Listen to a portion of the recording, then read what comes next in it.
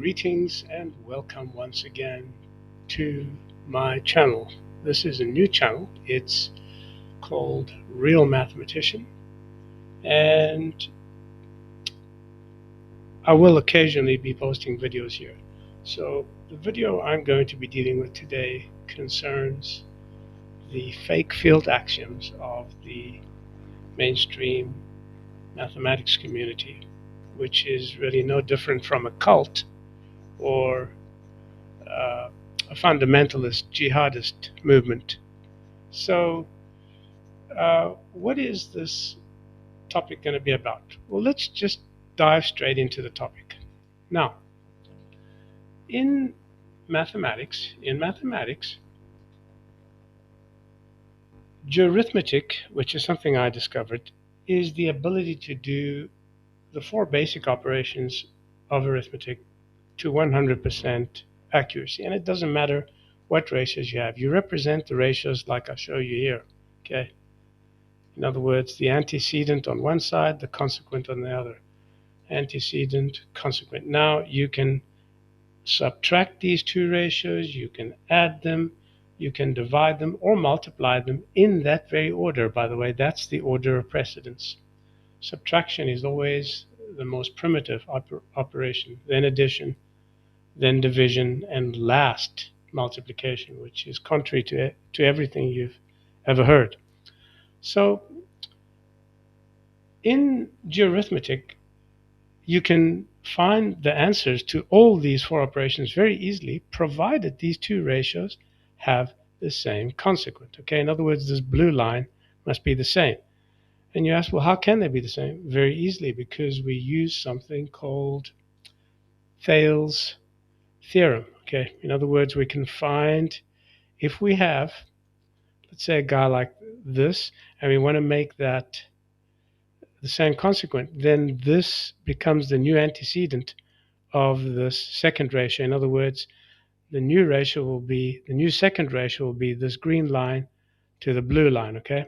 And then we can go ahead and we can say, well, the difference is just this red line minus the green line, okay? No longer the magenta line. The sum is the red line plus the green line. The quotient or the division is just simply the ratio of this line, the red line to the green line, and the product is what happens when you flip the two around. So I don't know if you've noticed, but you'll see over here that this here is square root 2, okay? Well, it's not square root 2, it's the diagonal to the side and the side to the diagonal. So all I've done is I've flipped these two around. So the red line is now the blue line, and the blue line is now the magenta line. And now I would have to proceed to make these two consequences the same. So I'll just make that, let's say 2, and I'll just shoot that one up like that. I'll get a same consequent. I'll put that on 2, and now I have a red line, which is a red line to a green line, which is the product. That means it has to be 2, right? How do I check that? Well, it's very easy. What I do is I bring up my measure. So this is the ratio. This is this red line and the green line. Okay, this is the answer. This is the product. Now notice the measure of that has to be exactly 2. That means this line must measure this one twice. Look, 1, 1, 2, right? So it's exactly right. Now algebra does what I've just shown you. It counts the number of green parts in the red one. And in this case here, it's going to be correct because you're taking the square of the root of 2 without actually doing anything to the root of 2. All you're doing is you're saying a half times 2. The numbers of the sides are not actually multiplied, right? Whereas in geoarithmetic, the multiplication is just this red line to the magenta line. Well, in this case, now it will be the red line to the green line. Okay, red line to the green line. No longer magenta because the magenta doesn't have the same consequent. It's much longer than this one here, or 2 units. Okay, so it doesn't really matter how long the now that wouldn't be correct because this consequent is not the same as this one, okay, as this one. So now it would be correct. Now, if we had to take that line, we could get 2 again. So you see, it doesn't, with ratios, there are many equivalent ratios which will give the answer. But in algebra, we always count the number of parts. So square root 2 times square root 2 is 2, right? And if we look at the values, yeah, that makes sense. And let's bring this down to 1, and let's bring this down to 1 and see what happens. Okay, let's see what happens. So go there. Now that's 1 and 2. See, this part here fits exactly twice into this one. All right, so that's pretty much it. And of course, this here would have to be over there. So now that's correct. There you go. Now it's correct. There, 1, 2. I'll give you a link to this applet so that you can play with it. I don't want to spend time in it because there are brilliant articles to which I'll give you links. This one and this one, which you can study on your own. It's easy, but it requires investment of some time. Okay, and careful, slow, methodical thinking. So I'm not going to go through that with you again because I've done it in the past. I'm not going to do it again. You will find me on academia.edu. Now, there's a prize idiot on academia who's been trying to argue with me that the multiplicative axiom, identity axiom, is not internally inconsistent. It is internally inconsistent. And why so? Well, for the very reasons I just showed you, right? If you try to measure the square root of 2 with 1, you won't be able to. And what the multiplicative identity says is that you can take any of the field elements, multiply them by 1, and you still have the field element. Well, that's impossible because if you have an irrational constant, it's not measurable by unity. So I do, for your sake, answer this idiot Robert Epp. Okay, and I show you that doesn't matter how much evidence I provide to the fool, he's just goes round in circles. Okay, but this is an interesting discussion, and I would advise you to read it.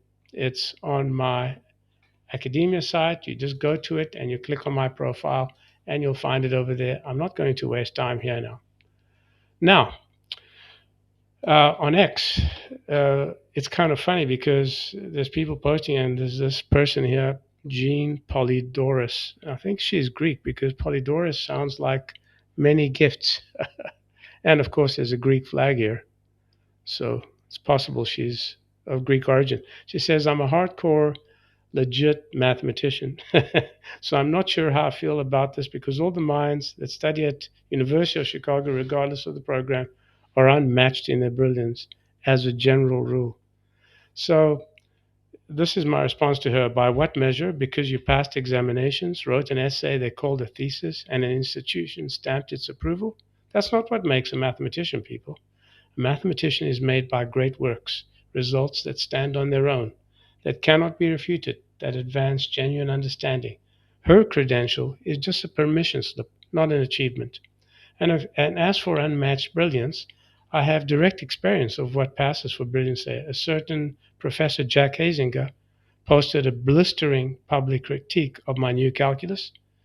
And when I demonstrated point by point that he was wrong, he retracted it. No apology, no acknowledgement, just silence. And this is the man whom this institution, Chicago University, presumably regards as one of their sharper minds. He wasn't even aware that the sine and cosine series take only radians as input. That's not brilliance, it's just credentialed ignorance wearing a lanyard. A lanyard.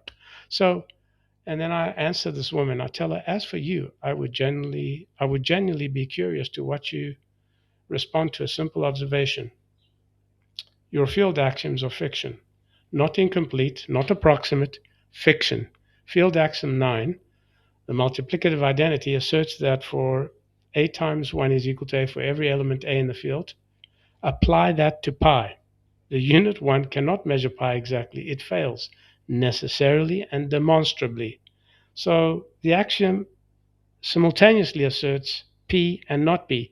That means it's internally inconsistent. Inconsistent. It is not mathematics, it is mythology with notation.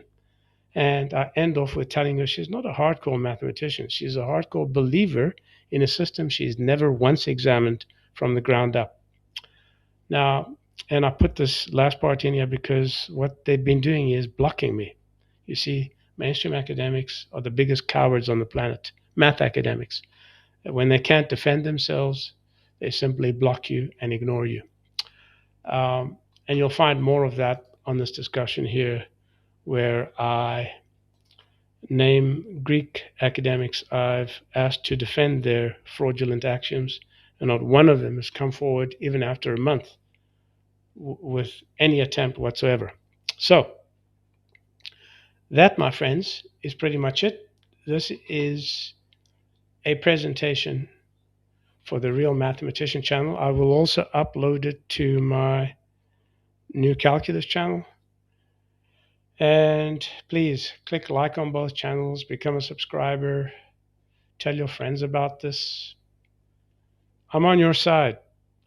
I'm more like you than I am like them. And I do not for one moment think that there's a human who cannot master mathematics. Only ignoramuses like your math lecturers and teachers who've never understood mathematics or the reasons for why they do the things they do. I'm John Gabriel. You can also follow me on X, and my handle on X is calculusne75865. I'll place a link to this in the details section. Till next time, goodbye.